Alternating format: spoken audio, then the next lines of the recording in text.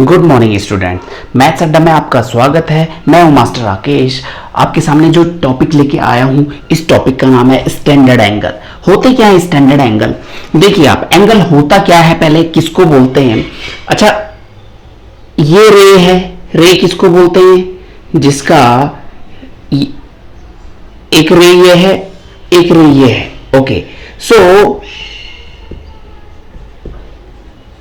इसको बोलते हैं इनिशियल रे, शुरुआत वाली रे। ओके, और ये हो गया टर्मिनल रे।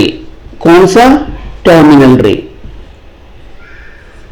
और इसके बीच जो बनता है, this is known as angle.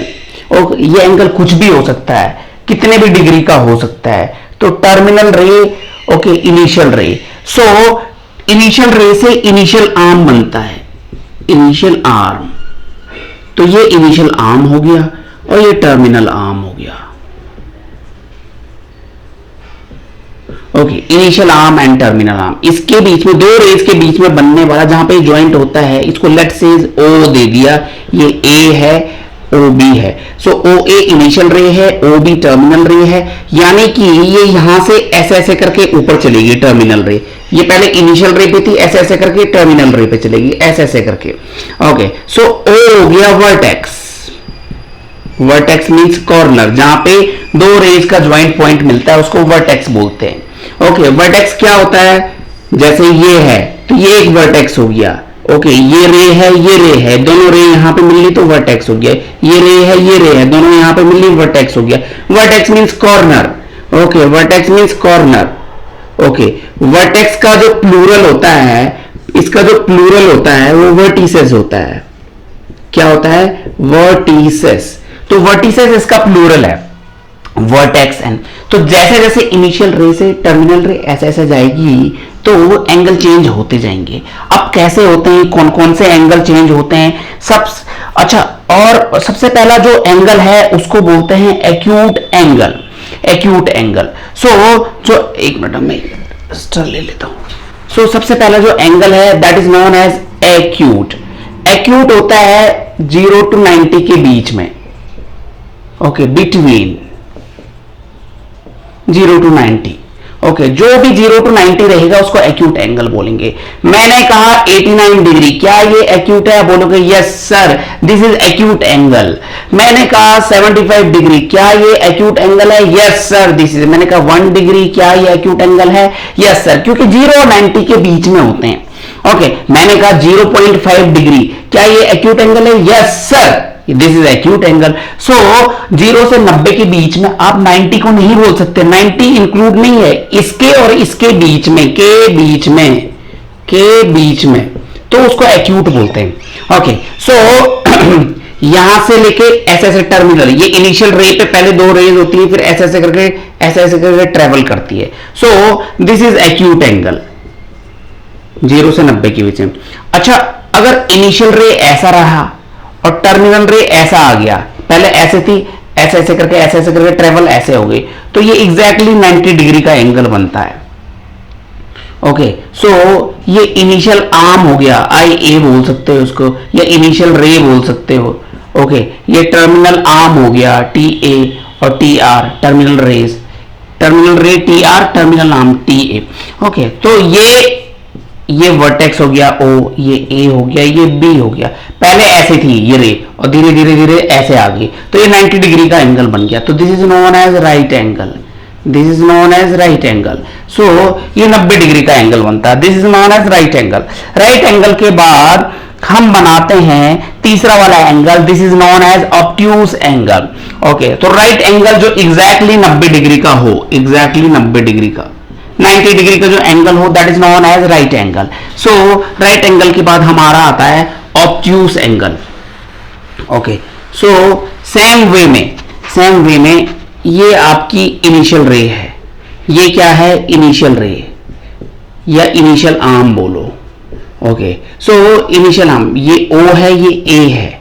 Okay, so ये ऐसे करके जब यहां पे था तो क्या बन रहा था? ऐसे करके राइट एंगल, और राइट एंगल से थोड़ा और टर्न लिया इसने।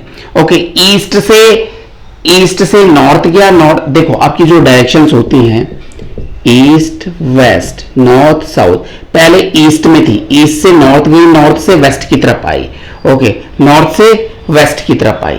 सो नॉर्थ से जब वेस्ट की तरफ आएगी तो ऐसे आएगी, ये रे पहले ऐसे थी, ओके, फिर ऐसे थी, फिर ऐसे ऐसे करके मुड़ते मुड़ते मुड़ते मुड़ते यहां पे आ गई, ऐसे ऐसे करके ये यहां पे आ गई। तो this is known as obtuse angle. Obtuse angle, obtuse angle किसको बोलते हैं? ये इनिशियल आर्म हो गया, ये टर्मिनल आर्म हो गया, ओके, ये वर्टेक्स हो गया।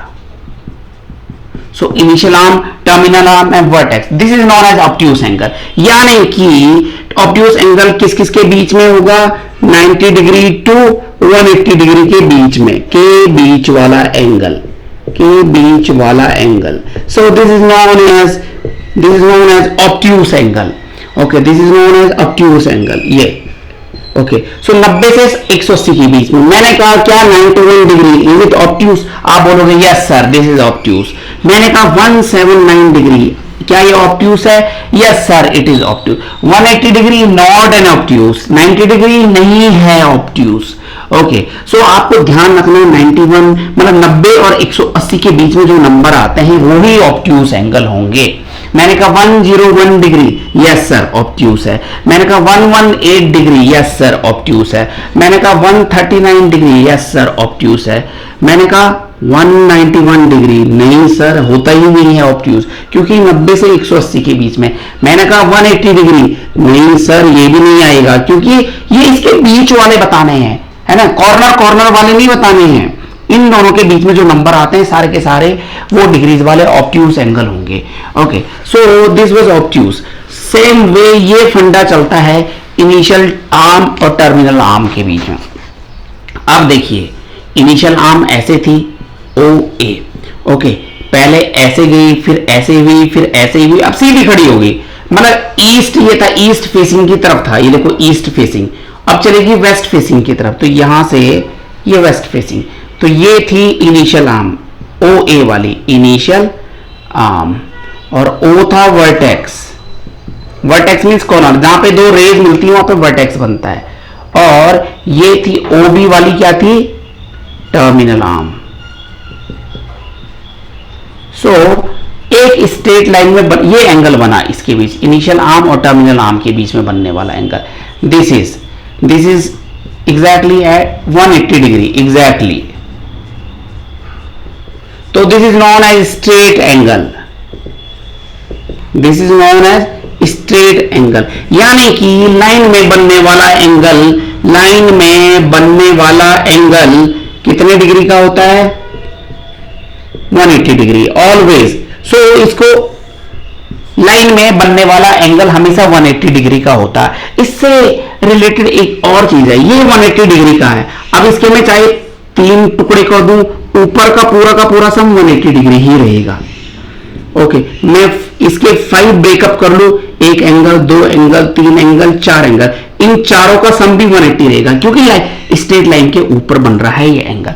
तो स्ट्रेट लाइन के ऊपर बनने वाला angle is known as straight angle, okay. So इनको लीनियर पेयर एंगल भी बोलते हैं। यानी कि अगर मैंने ये ऐसे किया, ये ऐसे किया, तो ये वाला एंगल लीनियर पेयर एंगल, तो लीनियर पेयर एंगल का सम भी 180 डिग्री होता है। So this is straight angle. So initial arm और टर्मिनल आर्म के बीच में बनने वाला जो स्ट्रेट है, straight line angle, that is known as straight angle, okay. So ये स्ट्रेट एंगल थे और ये स्टैंडर्ड एंगल थे। इसके अलावा देखो 180 degree to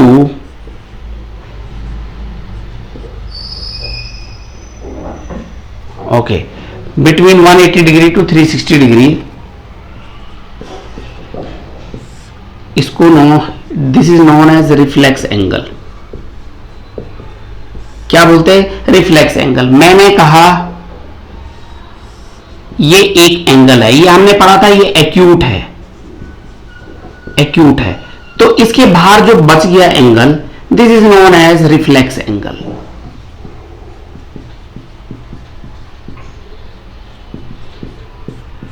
okay, so next है कंप्लीट एंगल बोलते हैं, कंप्लीट एंगल, कंप्लीट एंगल बोलते हैं। जैसे ये इनिशियल आर्म ये है, तो यहां से ऐसे करके एक पूरा राउंड जिसने कंप्लीट किया, this is known as complete angle. तो ये 360 डिग्री का होता है, एग्जैक्टली 360 डिग्री एग्जैक्टली।